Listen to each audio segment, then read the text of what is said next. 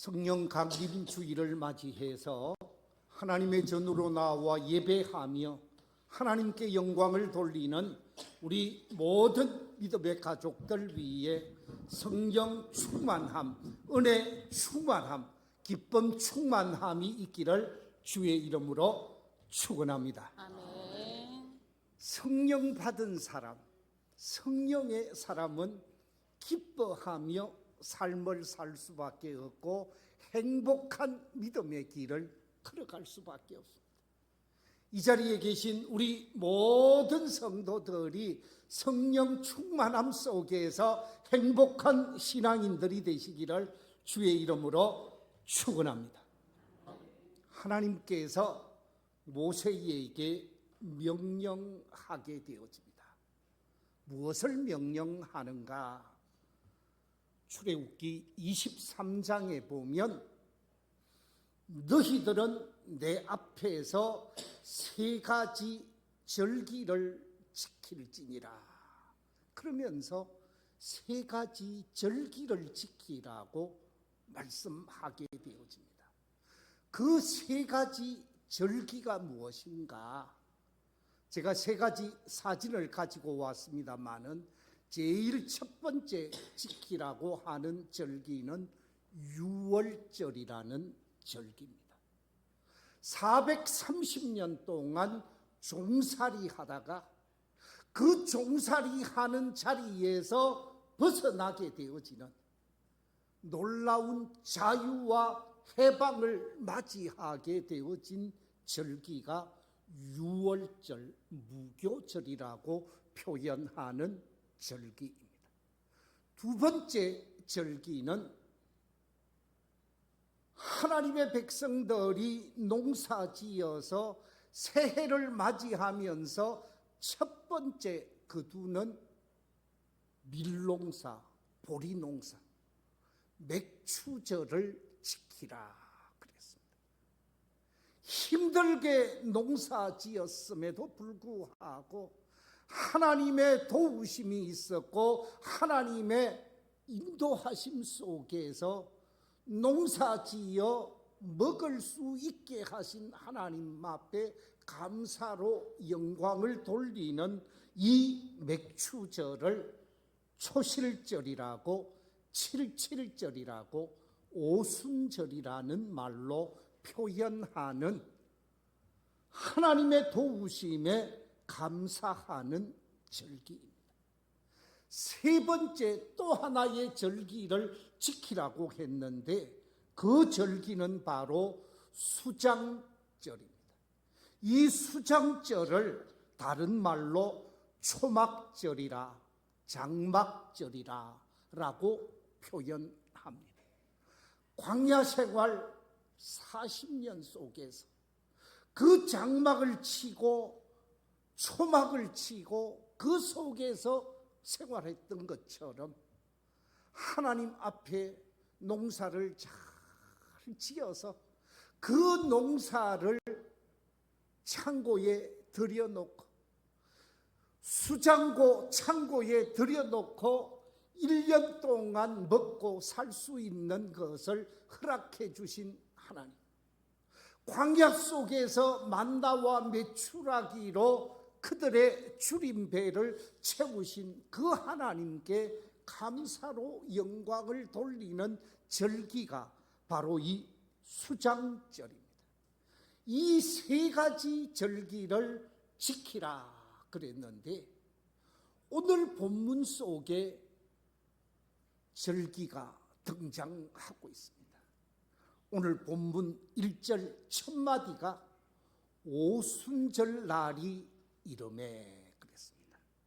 이 오순절을, 맥추절을 다른 말로 오순절, 칠칠절이라고 했는데 이 오순절이라고 하는 이 말은 다름이 아니라 유월절 둘째 날부터 시간을 계산하면 50일째 되는 날이 바로 이 초실절이 되어지고 칠칠절로 표현되어지는 오순절이었기에 오순절이라고 말을 하게 되어집니다.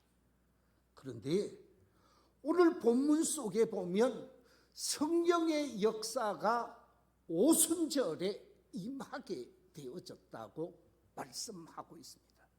그래서 오늘 말씀의 제목을 오순절에 받은 은혜라 하는 제목으로 말씀을 나누고자 합니다. 저를 한번 따라해 주시면 감사하겠습니다. 오순절에 받은 은혜. 한 번 더 하겠습니다. 오순절에 받은 은혜. 바라옵기는 오순절에 받은 놀라운 은혜가 이 시간 우리 모든 성도들에게 임하게 되시기를 주의 이름으로 축원합니다. 오순절에 어떤 은혜가 임하게 되어졌는가? 예수님께서 성천하시기 직전에 예수님께서 제자들에게 말씀하신 바가 있습니다.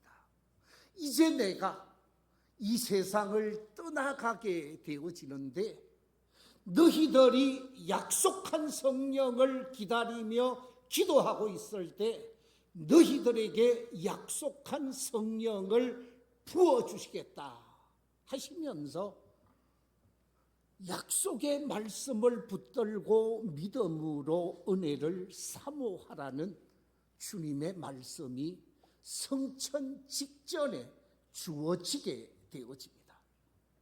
그래서 이 말씀을 받게 되어진 성도들 그리고 11명의 제자들이 마가의 다락방에 모이게 되어지고 그 마가의 다락방에 모여서 예수님께서 성천하시고 난 이후에 열흘째 되는 날 오순절이 되었을 때 놀라운 성령의 역사가 임하게 되어집니다. 제가 그림 사진 한 장을 가지고 왔습니다. 저 그림 속에 표현되어져 있는 것처럼 많은 사람들이 마가의 다락방에 모여서 하나님이 약속하신 성령을 기다리게 되어지는데 그 약속하신 성령을 기다리는 열흘째 되는 날 성령의 역사가 놀랍게 임하게 되어졌는데 성령의 역사가 임하게 되어진 사건의 내용을 오늘 본문 2절 이하 4절에서 이렇게 기록하고 있습니다. 우리 본문 2절 이하 4절 말씀 같이 한번 읽어보겠습니다. 시작. 호련히 하늘로부터 급하고 강한 바람 같은 소리가 있어 그들이 앉은 온 집에 가득하며 마치 불의 혀처럼 갈라지는 것들이 그들에게 보여 각 사람 위에 하나씩 임하여 있더니 그들이 다 성령의 충만함을 받고 성령이 말하게 하심을 따라 다른 언어들로 말하기를 시작하니라. 약속한 성령을 기다리는 가운데 성령이 임하게 되어지고 임하여진 성령에 의해서 모든 성도들이 은혜를 체험하게 되어지는 놀라운 사건이 없잖아 있었습니다. 이 놀라운 성령의 사건, 바로 오순절의 은혜는 불같은 성령 강림 사건이라 말할 수 있습니다.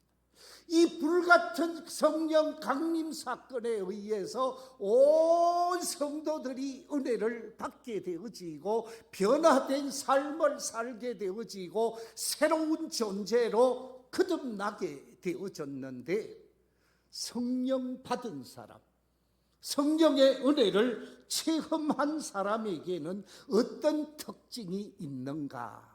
적어도 10가지의 특징이 있습니다. 그 가운데 제일 첫 번째 특징이 예수 그리스도를 구원의 주님으로 고백하게 되어집니다. 예수 그리스도가 나의 주가 되고 나의 왕으로 고백하면서 예수 그리스도를 주님으로 고백하는 믿음의 사람으로 거듭나는 역사가 성령의 사람임을 입증하는 사건입니다. 두 번째, 성령 받은 사람에게 나타나는 특징은 회개하게 되어집니다. 자신의 잘못을 회개하고 자신의 부족을 회개하고 지난날 지은 모든 죄와 허물과 잘못과 자신의 부끄러운 부분을 다 십자가 앞에 내려놓고 회개함으로 심령의 변화를 받게 되어집니다. 완전히 새로운 사람으로 리모델링 되어지는 심령의 정화작용이 일어나게 되어진다라는 거죠. 이처럼 성령 받게 되면 회개하고 자복하면서 심령의 깨끗함으로 거듭나는 역사가 나타나게 되어집니다. 세 번째, 성령 받은 사람의 특징은 말씀을 가까이 하게 되어집니다. 말씀이 내게 주는 말씀이 되고 말씀이 내 인생의 길이 되어지고 말씀이 내 삶을 이끌어가는 원동력이 되어지는 말씀을 가까이 하는 삶이 성령 받은 사람에게 나타나는 현상입니다. 네 번째는 철저하게 죄에 대한 거부감을 갖게 됩니다. 죄에 대하여 민감하게 되어집니다. 죄와 멀리하고 죄와 구별되고 죄와 차별화된 삶을 살고자 하게 되어집니다. 그리고 주어진 은사, 내게 주어진 은사를 가지고 성령 받은 사람은 잘 받들고 섬기며 살고자 하는 아름다운 모습이 나타나게 되어집니다. 그뿐만이 아닙니다. 성령 받은 사람은 예배자로 삶을 살되 예배자로서만 아니라 나눔의 예배, 섬김의 예배, 베풀의 예배로 예배가 확장되어져서 생활 속의 예배자로, 생활 속의 실천자로 예배가 확대되어져 가는 것을 보게 되어집니다. 그뿐만이 아닙니다. 신령한 노래로 하나님을 찬양하게 되어집니다. 하나님의 은혜를 경험하고 성령의 기름 부음을 받게 되어지면 자연을 보고도 찬양을 하고 세상을 보고도 찬양을 하고 현실 속의 절망 가운데서도 소망의 주님을 보고 찬양하면서 믿음의 삶을 살게 되어지지요. 그뿐만 아닙니다. 성령 받게 되어지면 복음을 전하게 되어집니다. 성령이 나를 그냥 두지 않습니다. 성령님께서 복음을 전해서 다른 사람을 구원하게 하고 다른 사람을 진리의 길로, 영생의 길로, 소망의 길로 인도하도록 하는 성령의 강권적인 역사 속에서 복음을 증거하고 말씀을 전해서 주님의 곁으로, 주님의 말씀으로 나아오게 하는 모습을 보게 되어지지요. 더 나아가서 아름다운 열매, 성령의 열매를 맺으며 살게 되어집니다. 사랑의 열매를 맺게 되어지고 희락의 열매를 맺게 되어지고 화평의 열매를 맺게 되고 오래 참음의 열매를 맺게 되어지고 자비의 열매, 양성의 열매, 온유의 열매, 충성의 열매, 절제의 열매, 아름다운 열매를 통해서 성령의 사람임을 드러내게 되어지는 것을 보게 되어지죠. 그뿐만이 아닙니다. 성령의 사람은 하나님의 뜻을 추구하게 되어집니다. 이것이 하나님의 뜻이다라고 생각하면 나한테 손해가 있고 나한테 좋지 못한 결과가 초래되어진다 할지라도 하나님의 뜻을 이루며 살고자 하게 되어지죠. 그렇습니다. 이처럼 성령의 사람, 성령의 은혜를 경험하고 성령의 기름 부음을 받게 되어지면 하나님 중심, 말씀 중심으로 복음을 전하면서 하나님의 뜻을 이루게 되어지는 것이죠. 오늘 본문 속에 보면 성령의 은혜를 받은 사람들, 성령의 불을 받은 사람들이 변화된 모습을 보게 되어집니다. 예수님께서 왜 이 땅에 오셨는가?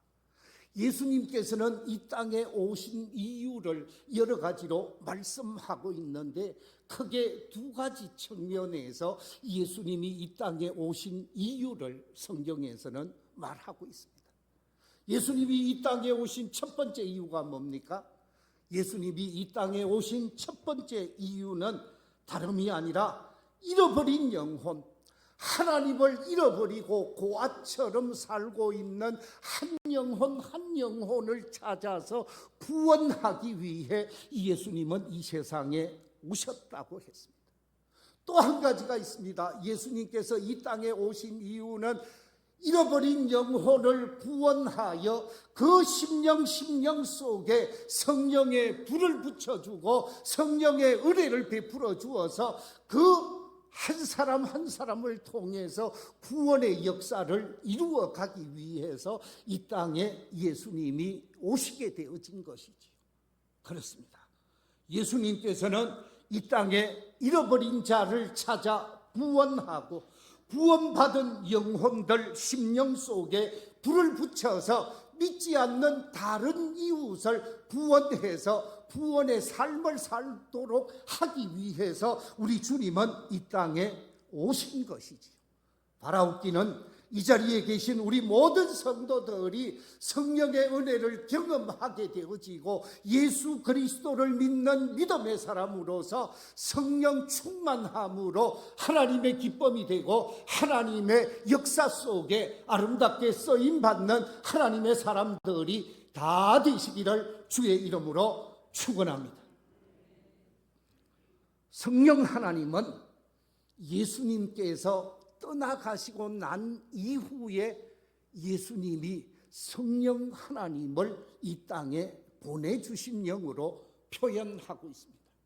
예수님께서 이 땅에 계시면서 내가 가야 성령을 보낸다라고 말씀하는 것을 보게 되어지지요. 요한복음 14장 16절 말씀 우리 같이 한번 읽어보겠습니다. 시작. 내가 아버지께 구하겠으니 그가 또 다른 보혜사를 너희에게 주사 영원토록 너희와 함께 있게 하리니. 예수님이 떠나가시면서 다른 보혜사, 너희들을 도와주고 너희들을 위로하고 너희들을 이끌어갈 수 있는 다른 보혜사 돈더니를 보내주시는데 그분이 바로 성령님이요, 성령님이 여러분들을 도와주시고 여러분들을 인도하시고 여러분들을 이끄셔서 복된 길로 가도록 하기 위해 성령님 보혜사를 보내주시겠다, 예수님께서 말씀하고 있습니다. 요한복음 16장 7절에서도 이렇게 말씀하고 있습니다. 그러나 내가 너희에게 실상을 말하노니 내가 떠나가는 것이 너희에게 유익이라. 내가 떠나가지 아니하면 보혜사가 너희에게로 오시지 아니할 것이요, 가면 내가 그를 너희에게 뭐하리니? 보내리니. 예수님께서 떠나가시고 보혜사 성령님이 임하게 되어지는데 이 보혜사 성령님의 역사가 오순절 마가의 다락방에 임하게 되어지니까 온 성도들이 변화되어지고 새로워지게 되어지는데 급쟁이 베드로가 완전히 새로운 사람으로 바뀌어지게 되어집니다. 11 제자가 예수님이 무서워서 두려워 떨면서 문 밖을 나가지 못하고 집 안에 있으면서 두려워 떨고 있었던 사람들이었습니다. 그런데 오순절 성령의 역사를 경험하고 난 다음부터는 전혀 두려움이 없습니다.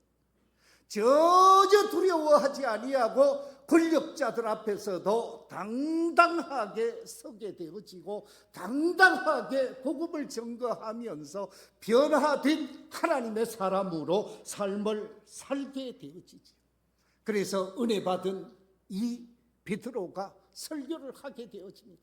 예루살렘 시민들 앞에 복음을 전하고 말씀을 증거하게 되어지는데, 이 베드로가 성령에 감동되어진 가운데 말씀을 전했더니 예루살렘 시민들이 어떤 반응을 보이게 되어지는가?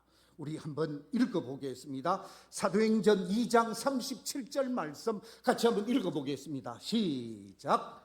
그들이 이 말을 듣고 마음에 찔려 베드로와 다른 사도들에게 물어 이르되, 형제들아, 우리가 어찌할꼬 하거늘.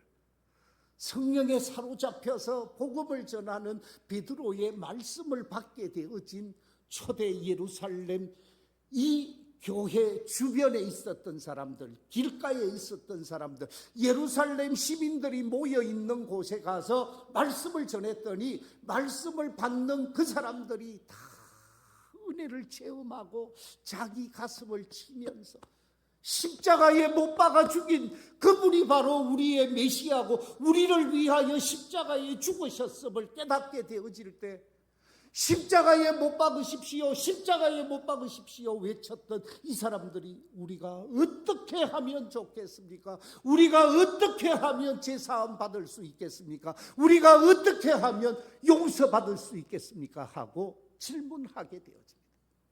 그때 베드로가 이렇게 답을 합니다.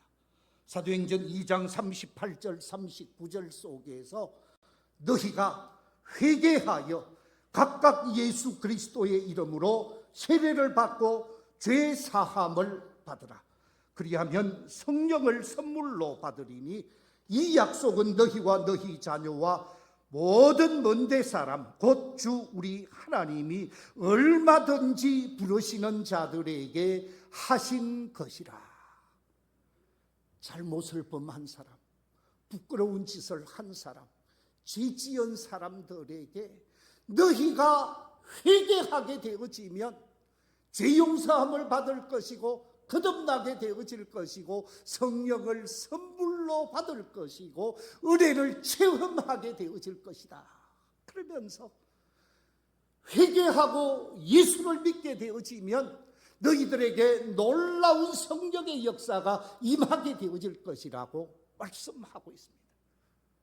이 자리에 계신 우리 성도님들 가운데 혹 가슴에 담고 있는 무거운 짐을 가지고 있지 않습니까? 내가 형제에게 잘못한 것, 내가 가족에게 잘못한 것, 내가 아내에게 잘못한 것, 남편에게 잘못한 것, 내가 다른 사람에게 잘못한 것 혹 있지 않습니까? 그 모든 잘못과 허물을 하나님의 십자가 앞에 내려놓고 회개하고 돌이켜 자신을 변화시키게 되어질 때 성령은 그 속에 임하게 되어지고 성령님이 그 심령을 변화시키게 되어져서 그를 새롭게 하고 그의 죄를 용서하심과 동시에 그를 축복하시고 그를 하나님의 사람으로, 성령의 사람으로 변화시켜 주시는 줄로 믿습니다. 철저하게 하나님 앞에 회개하는 사람에게 성령을 선물로 주시고 성령님이 그 사람을 변화시켜서 새로운 존재로 삶을 살아가게 하시는 것이죠. 바라옵기는 이 자리에 계신 우리 모든 성도들이 하나님의 말씀 앞에서 철저하게 자기를 비우고 성령을 모셔드리는 복 있는 시간이 되시기를 주의 이름으로 축원합니다. 자, 그렇다고 하면 오순절 성령의 역사는 어떻게 일어났는가? 오순절 성령 역사의 근거는 무엇일까? 저는 세 가지 측면에서 말씀을 드리려고 합니다. 제일 첫 번째 성령의 역사의 근거는 다름이 아니라 부활하신 주님의 약속의 말씀을 확실하게 믿었다라는 거죠. 부활하신 주님이 하신 말씀이 어떤 말씀입니까? 우리 사도행전 1장 4절 5절 말씀 같이 한번 읽어보겠습니다. 시작. 그들에게 분부하여 이르시되 예루살렘을 떠나지 말고 내게서 들은 바 아버지께서 약속하신 것을 기다리라. 요한은 물로 세례를 베풀었으나 너희는 몇 날이 못되어 성령으로 세례를 받으리라. 예수님께서 부활하시고 마지막 성천 직전에 제자들과 자신을 따르는 성도들에게 말씀하셨습니다. 예루살렘을 떠나지 말고 약속하신 성령을 기다리라. 약속하신 성령을 기다리라고 말씀하게 되어지는데, 이 말씀을 받게 되어진 11명의 제자들, 그리고 성도들 110여 명, 전체 120명의 성도들이 그 약속의 말씀을 붙들고 가야 할 집으로 가지 않았습니다. 가야 할 사업터로 가지 않았습니다. 가야 할 다른 곳으로 가지 아니하고 다 한 곳에 모이게 되어지는데, 그것이 마가의 다락방이라고 말하고 있습니다. 그렇습니다. 약속하신 말씀, 약속하신 하나님의 말씀을 믿는 사람이 성령 받을 수 있는 사람이라는 거예요. 하나님께서 우리에게 주신 약속의 말씀이 있습니다. 이 66권의 약속의 말씀을 확실하게 믿는 사람, 그 약속의 말씀을 믿고 믿음으로 응답하는 사람은 성령 받을 사람이고 성령 받은 사람이고 앞으로도 성령 충만히 받을 사람이라는 거죠. 이 약속의 말씀을 확실히 믿고 확신하면서 말씀 중심의 삶을 살아갈 수 있는 우리 성도들이 되시기를 주의 이름으로 축원합니다. 요엘 선지자를 통하여 약속하신 말씀이 요엘 2장 28절 29절에 이렇게 기록하고 있습니다. 그 후에 내가 내 영을 만민에게 부어주리니 너희 자녀들이 장래 일을 말할 것이며 너희 늙은이는 꿈을 꾸며 너희 젊은이는 이상을 볼 것이며 그때에 내가 또 내 영을 남종과 여종에게 부어줄 것이며 그랬습니다. 이 약속의 말씀을 믿는 사람이 성령을 받게 되어졌다는 것입니다. 우리 모두는 하나님이 주신 66권의 말씀을 바로 알고 바로 믿어서 약속의 말씀 중심의 믿음을 펼쳐가는 복된 성도들이 되시기를 주의 이름으로 축원합니다. 두 번째, 오순절 성령 역사의 근거는 뭐였다는 데 근거가 있습니다. 주님의 말씀대로 믿고 약속의 말씀대로 믿었을 뿐만 아니라 믿은 대로 마가의 다락방에 모였습니다. 여러분, 교회라는 뜻이 무엇입니까? 교회라는 뜻은 밖에서 부름받은 사람들입니다. 세상 밖에서 부름을 받아서 모여진 공동체, 모인 예배자를 교회라고 합니다. 다시 말하면 교회는 말씀을 믿고 말씀을 받아서 그 말씀을 믿은 대로 모여서 예배하고 모여서 찬양하고 모여서 하나님께 영광을 돌리고자 하는 믿음 공동체, 말씀 공동체, 은혜 공동체가 교회이지요. 그렇기 때문에 교회는 철저하게 모이는데 힘쓰는 공동체입니다. 오늘 본문 1절을 한번 읽어보겠습니다. 오늘 본문 1절 말씀 시작. 오순절 날이 이미 이르매 그들이 다 같이 몇 곳에 모였어요? 한 곳에 모였더니, 나는 내가 있을 곳에 있을래, 나는 내 집에 있을래, 너는 네 집에 있고 각자 자기 집에 있었던 것이 아니었습니다. 다 은혜의 자리, 말씀의 자리, 예배의 자리에 한 곳에 모여서 함께 말씀을 받고 함께 기도하고 함께 예배할 수 있는 모이는 공동체, 교회 속에 모였다라는 것입니다. 교회는 모이는 사람들을 교회라고 말하고 있습니다. 건물이 교회가 아니라 건물 속에 모여 있는 여러분들이 교회라는 말씀이지. 그렇습니다. 교회는 모이는 공동체인데 약속의 말씀을 믿는 사람은 그 믿음대로 행동하는데 모이는 일에 힘쓸 수밖에 없습니다. 모이는 일에 애쓸 수밖에 없습니다. 말씀을 믿고 모이는데 힘쓰는 저와 여러분이 되시기를 주의 이름으로 축원합니다. 세 번째, 성령 역사의 근거가 무엇인가? 모여서 간절히 기도했습니다. 모인 성도들이 열심히 기도했습니다. 사모하며 기도했습니다.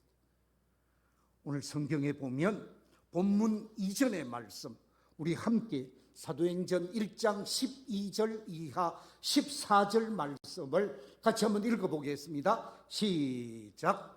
제자들이 감람원이라 하는 산으로부터 예루살렘에 돌아오니 이 산은 예루살렘에서 가까워 안식일에 가기 알맞은 길이라. 들어가 그들이 유하는 다락방으로 올라가니 베드로, 요한, 야고보, 안드레와 빌립, 도마와 바돌로메, 마테와 및 알페오의 아들 야고보, 셀로딘, 시몬, 야고보의 아들 유다가 다 거기 있어 여자들과 예수의 어머니 마리아와 예수의 아우들과 더불어 마음을 같이하여 오로지 기도에 힘써더라. 저를 한번 따라해 주시기 바랍니다. 마음을 같이하여 오로지 기도에 힘써더라. 할렐루야. 120명의 성도들이 마음을 하나로 모아서 간절히 기도했다라는 거예요. 온 성도들이 사모하며 기도했더니 모이고 난 이후 열흘째 되는 날, 예수님이 부활하시고 50일째 오순절날이 되었을 때 성령의 놀라운 역사가 임하게 되어졌고, 성령의 역사가 나타나니까 베드로가 변화되어졌고, 요한이 변화되어졌고, 야고보가 변화되어졌고, 온 성도들이 변화되어지면서 예루살렘을 변화시키는 놀라운 역사가 나타나게 되어졌습니다. 그렇습니다. 오순절에 임한 놀라운 은혜, 그것은 성령의 역사였습니다. 우리 모두가 약속의 말씀을 믿고 믿음대로 모여 하나님께 예배하며 찬양하며 기도하며 사모하게 되어지면서 사모하는 심령 여러분의 심령에 성령의 기름 부음이 있게 되어지고 은혜 받아서 은혜 받은 자로서 믿음의 승리자로 믿음의 복 있는 사람으로 삶을 살아가게 되어지는 복된 성도들이 다 되시기를 주의 이름으로 축원합니다.